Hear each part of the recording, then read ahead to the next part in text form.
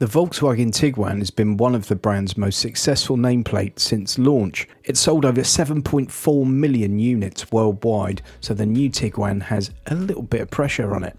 I got to spend a little bit of time with the car at the UK media launch, and here are my initial thoughts.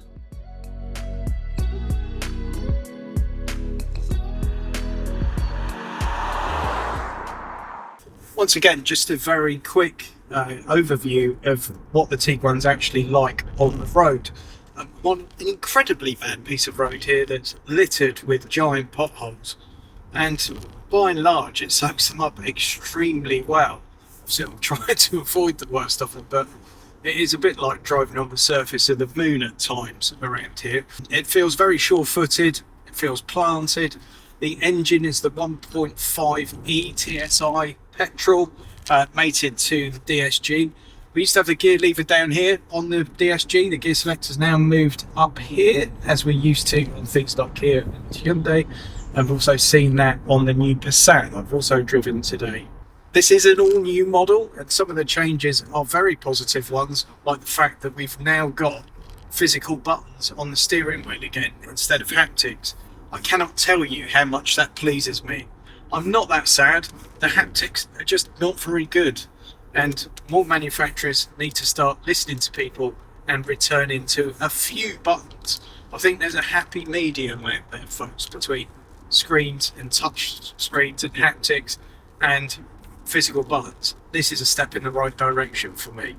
The infotainment system itself, which previously came under tons and tons of abuse, is now a lot better. We've still got slidey volume and aircon controls, but the aircon controls are always present on screen, and the voice commands are very good.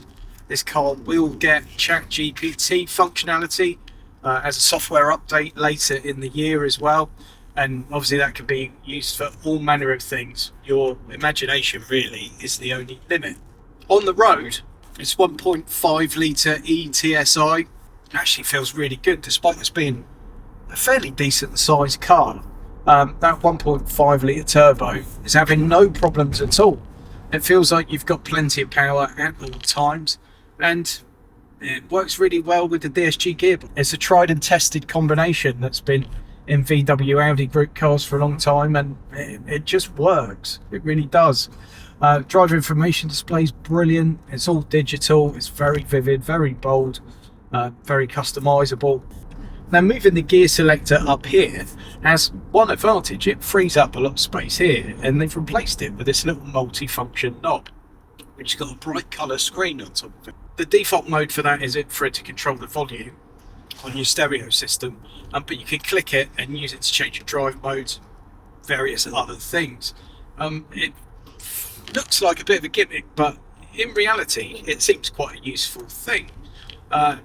I've had the car for like half an hour, so I can't tell you in practice if that's something you use on a day-to-day basis, but it feels like it would be. It feels like it's useful and not just there for the sake of being there.